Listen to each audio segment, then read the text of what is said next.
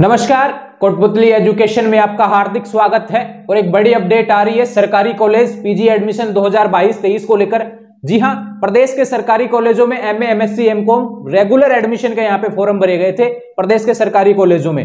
तो उसके बाद में लगभग 1-1.5 महीने तक यहां पे फॉर्म भरे गए थे। ध्यान रखिए, बार बार डेट बढ़ाई गई, बीच में दिवाली आई, उसके बाद में भी डेट फॉर्म भरे जा रहे थे। लेकिन अब उसके बाद में पहली लिस्ट आ चुकी है, 3 नवंबर को आ चुकी है लिस्ट। अब लिस्ट कैसे देखेंगे, मैंने आपको पहले ही बता दिया था टेलीग्राम पर कि घर बैठे आपको बता दूंगा कि लिस्ट कैसे देखनी है।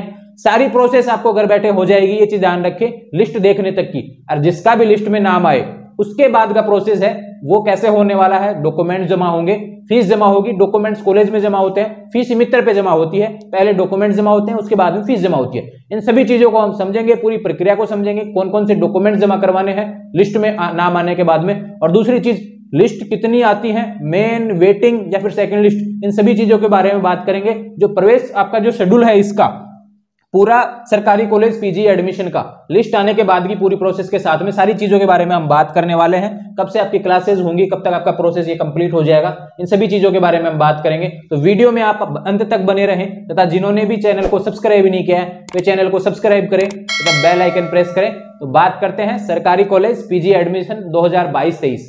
जी हाँ, 3 नवंबर हो चुका है लिस्ट एमए, एमएससी, एमकॉम की रेगुलर एडमिशन की। ये चीज आप ध्यान रखें, काफी लोगों के नॉन कॉलेज वालों के ध्यान रहेगा अभी, मतलब काफी सवाल आ रहे हैं नॉन कॉलेज वालों के फॉर्म कब लगेंगे। अभी तो रेगुलर का एडमिशन प्रोसेस चल रहा है, नॉन कॉलेज के बाद में होंगे, लगभग दिसंबर के एंड तक फॉर्म भरे जाएंगे, वो बाद की प्रोसेस है, एग्जाम फॉर्म भरना होता है नॉन कॉलेज को। लेकिन पहले बात करते हैं रेगुलर।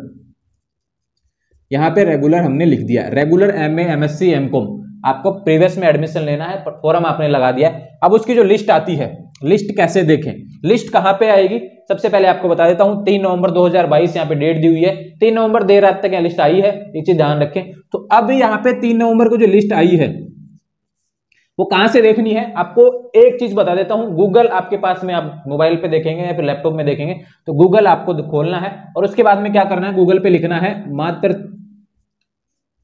DCE, मात्र ये लिखना है। उसके बाद में डायरेक्ट सर्च ऑप्शन पे क्लिक करना है, DCE क्लिक कर देंगे। उसके बाद में आपको क्या देखने को मिलेगा, स्क्रीन पर जो दिख रहा है वो आप देख सकते हैं, डिपार्टमेंट ऑफ कॉलेज एजुकेशन, ऐसा देखने को मिलेगा।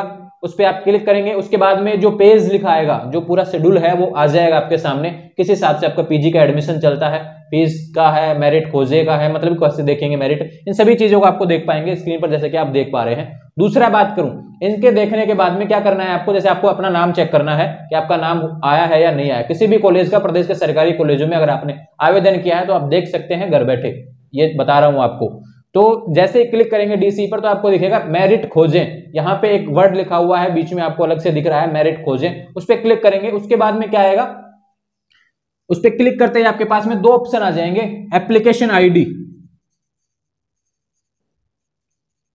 एप्लीकेशन आईडी और डीओबी, और एक होता है कैचे। तो नंबर तो आपको दिया हुआ है वहां पे ब्रैकेट में दिया हुआ है, वो उसमें लगाना है कैचे की जगह। बात हो गया डीओबी, डेट ऑफ बर्थ आपकी होगी। एप्लीकेशन आईडी ये कहां से मिलेगा, तो आपने जब इमित्र पे फॉर्म भरा था तब आपके पास में एक प्रिंट इमित्र वाले ने दिया था, उस प्रिंट में आपकी फोटो भी लगी हुई है। उस फोटो के ऊपर ही 15-16 अक्षर का यहाँ पे मतलब कि एक वो लिखा हुआ है, नंबर लिखा हुआ है, जिसको कि हम बोलते हैं एप्लीकेशन आईडी, उसको उठाना है। और डीओबी, ये दोनों इसमें लगाने हैं यहाँ पर, और क्लिक करना है सर्च के ऑप्शन पर। आपका अपना देख लेंगे, जिसका भी नाम आएगा, अब जिसका नाम आ जाएगा लिस्ट में उसके क्या लिखा आएगा ये बता देता हूं आपको। तो स्क्रीन पर देख रहे होंगे, यहाँ पे मैं किसी स्टूडेंट का निकाल के देखा हूं, आप देख सकते हैं यहाँ पे लिखा आ रहा है कि आपका नाम प्रवेश अंतरिम सूची में है। ये चीज आप जाने, यानी कि आपका लिस्ट में नाम है, ये आ गया। अब जिसका नाम आया है उसको डॉक्यूमेंट्स और फीस जमा करवानी है, उसकी प्रोसेस ये है, लिस्ट आने के बाद में आपको डॉक्यूमेंट्स और फीस जमा करवानी है, ये चीज आप ध्यान रखें। जिसका मुख्य सूची में आएगा उसका भी करवाना है, और जिसका लिखा आएगा, जिसका वेटिंग में आया उसके क्या लिखा आएगा वो बता दो। जिसका प्रवेश की जो वेटिंग लिस्ट में है नाम, इसमें ऐसा लिखा आएगा आपके नाम के आगे, तो ऊपर देखेंगे आप, वहां पे लिखा हुआ आता है, स्क्रीन पर आपको दिखा ही रहा हूं कि ऐसा लिखा आएगा वेटिंग वालों के लिए कि आपका नाम वेटिंग लिस्ट में है। तो आप ध्यान रखें, वेटिंग लिस्ट वालों को भी डॉक्यूमेंट्स वेरीफाई करवाने होते हैं और फीस जमा करवानी होती है। जिसका मैन और वेटिंग में नहीं आया उसका एडमिशन नहीं होगा, वो प्रवेश जो सूची है उससे बाहर हो गए हैं। अगर कभी सेकंड लिस्ट आती है, सीटें खाली रह जाती हैं, तो उसके बाद में आपका मतलब कि आपको कॉल किया जाएगा कॉलेज की तरफ से, आपके लिस्ट में नाम आएगा बाद में। लेकिन अभी जो प्रोसेस है, अभी क्या करना है, जिसका मैन और वेटिंग में आया है केवल उसी को डॉक्यूमेंट जमा करवाने हैं। ध्यान रहे, वेटिंग वाले विद्यार्थी क्या होते हैं, क्या सोचते हैं कि वेटिंग वालों को जमा नहीं करवाना, अभी तो कंफर्म नहीं हुआ। अरे जब जमा करवाएंगे उसके बाद में कंफर्म होगा, ये चीज आप ध्यान रखें। कब तक जमा करवाना है? तो 3 को लिस्ट आई है, आपके पास समय है 10 नवंबर तक का। 10 नवंबर 2022 तक तो आपको आपके कॉलेज में, जिस कॉलेज से आपने फॉर्म लगाया है, जिस कॉलेज में आपने एडमिशन के लिए एमएससी एमकॉम में एडमिशन के लिए फॉर्म लगाया, उसी कॉलेज में आपके डॉक्यूमेंट जमा होंगे और जो आपकी फीस जमा है वो आपकी मित्र पे होगी। इसकी अंतिम तिथि क्या है? एक दिन एक्स्ट्रा है, मतलब कि 11 नवंबर 2022 तक। तो ये डेट आप देख लीजिए। अब एक चीज आप ध्यान रखें, पहले कॉलेज में आपके दस्तावेज जमा होंगे, डॉक्यूमेंट्स जमा होंगे, उसके बाद ही मित्र पे फीस जमा करवाएंगे, इसलिए आपको एक दिन आप मतलब कि डेट तक दिया गया है यहाँ पे आपको फीस में। तो आपको जो दस्तावेज जमा करवाने हैं, कौन कौन से दस्तावेज जमा करवाने हैं वो चीज भी आपको बता दूं। मैन को भी वही जमा करवाने और वेटिंग को भी वही जमा करवाने हैं। एक चीज ध्यान रखें, सबसे पहले आपको जब आप यहाँ पे नाम चेक कर रहे हैं तो उसके बाद में क्या आ रहा है? नाम, बधाई पत्र लिखा हुआ आ रहा है, ये चीज आप ध्यान रखें। बधाई पत्र, इसको प्रिंट निकलवाएंगे और आपको जो भी मित्र वाले ने पहले एप्लीकेशन फॉर्म दिया था, जब फॉर्म भरा था आपने, एक वो पेज लेना है।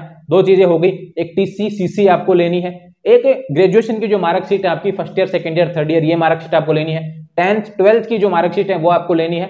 SC ST OBC से आप हैं, MBC से हैं तो आपका जाति प्रमाण पत्र जो है वो आपको लेना है। EWS से तो EWS प्रमाण पत्र आपको लेना है। सारे डॉक्यूमेंट्स मैंने आपको बता दिए हैं, आप अच्छे से सुनेंगे, इनको लिख लेंगे, अलग तरीके से एक पेज पे लिख लेंगे। ये सारे डॉक्यूमेंट्स आपको चाहिए। जनरल वालों के लिए मतलब कि ये जो जाति प्रमाण पत्र है वो केवल EWS ही लागू होता है, जिसका EWS बना हुआ है, जिसका नहीं बना हुआ उसके कोई लागू नहीं होगा। ये चीज आप ध्यान रखें। तो ये चीजें हो गई। यहाँ पे एक आधार कार्ड आपको जमा करवाना पड़ेगा, ये चीज ध्यान रखें। जैसे हम पीजी की बात करें, पीजी एडमिशन की, तो आप अदर यूनिवर्सिटी से रहे हैं, कोई मत्स्य यूनिवर्सिटी से है, कोई शेखावटी यूनिवर्सिटी से है, फिर और भी कोई यूनिवर्सिटी है, अगर आप अदर यूनिवर्सिटी से किसी दूसरे कॉलेज में एडमिशन ले रहे हैं, ये चीज आप ध्यान रखें। तो आपको क्या करवाना है? वहां पे आपको माइग्रेशन जमा करवाना है, ये चीज आप ध्यान रखें। माइग्रेशन भी आपको जमा करवाना पड़ेगा। तो ये चीजें हैं जो प्रोसेस आपके यहाँ पे होने वाली है। डॉक्यूमेंट्स आपको जमा करवाने, और जो आपका एप्लीकेशन फॉर्म है इसका प्रिंट आप एक अलग संभाल के रख लेंगे, क्योंकि उसमें दिया हुआ होता है आपका एप्लीकेशन नंबर। वो एप्लीकेशन नंबर आपके पीजी प्रीवियस में भी काम आएगा, पीजी फाइनल में भी काम आएगा, उसको आप संभाल के रखेंगे। उस प्रेस जो आपका एप्लीकेशन नंबर है उसी से आपकी जो फीस है, ये मित्र पे जो फीस जमा होगी 11 नवंबर तक आपको जमा करवानी है। जिसका नाम मेन लिस्ट और वेटिंग लिस्ट में उनको जमा करवानी है। तो ध्यान रहे, उस एप्लीकेशन नंबर से ही फीस जमा होती है, लेकिन पहले क्या करवाना है? कॉलेज में डॉक्यूमेंट्स जमा करवाने, उसके बाद में आपको फीस जमा करवानी है। तो ये प्रोसेस हो चुकी है आपके लिए। डॉक्यूमेंट्स आपको मैंने बता दिए हैं सारे। तो ये प्रोसेस हो चुकी है, जिनका लिस्ट में नाम आया है, चाहे मेन लिस्ट में आया चाहे वेटिंग लिस्ट में आया। अब जिसका नाम नहीं आया उसके क्या लिखाएगा? देखो, जिसका नाम लिखा है उसके तो बता दिया मैंने कि आपका नाम लिस्ट में है, आप अपने डॉक्यूमेंट्स जमा करवाएं। जिसका नाम वेटिंग में उसके लिए वेटिंग लिखाएगा, लेकिन जिसका नाम नहीं आया उसके लिए क्या लिखाएगा? तो स्क्रीन पर आप देख सकते हैं, जिसका नाम लिस्ट में नहीं आएगा उसके लिए ऐसा आएगा कि आपका नाम प्रवेश की पहली सूची में नहीं है, आपका सेकंड लिस्ट का इंतजार करें, ऐसा लिखा आएगा। तो आप इंतजार करें, अगर सीटें खाली रहती हैं तो फिर आपको ले लिया जाएगा, नहीं तो पहले क्या प्रोसेस होगा? पर जो आपका मेन और वेटिंग है इनको प्रोसेस होने वाला है, डॉक्यूमेंट्स जमा होंगे, फीस जमा होगी। अब यहां तक की प्रोसेस के बाद में जो मेन लिस्ट में है, ये चीज आप ध्यान रखें, जो 10 नवंबर तक आपको डॉक्यूमेंट्स जमा करवाने हैं, जो मेन लिस्ट वाले हैं, जो वेटिंग लिस्ट वाले। अब जो मेन लिस्ट में है, जिन्होंने समय से डॉक्यूमेंट्स और फीस जमा करवा दी, उनका एडमिशन कंफर्म हो जाएगा, ये चीज आप ध्यान रखें। अगर समय से एडमिशन मतलब कि आपको डॉक्यूमेंट्स और फीस जमा नहीं करवाते, एक भी चीज अगर छूट जाती है आपकी, तो एडमिशन कैंसिल, कोई दूसरा मौका नहीं मिलेगा। ये चीज आप ध्यान रखें, क्लियर यहाँ पे शब्दों में कहा गया है कि आपको एडमिशन तभी मिलेगा जब आप समय से आपको यहाँ पे डॉक्यूमेंट्स वेरीफाई और फीस जमा होंगी। जब हो जाएंगे तो आपको कंफर्म कर दिया जाएगा।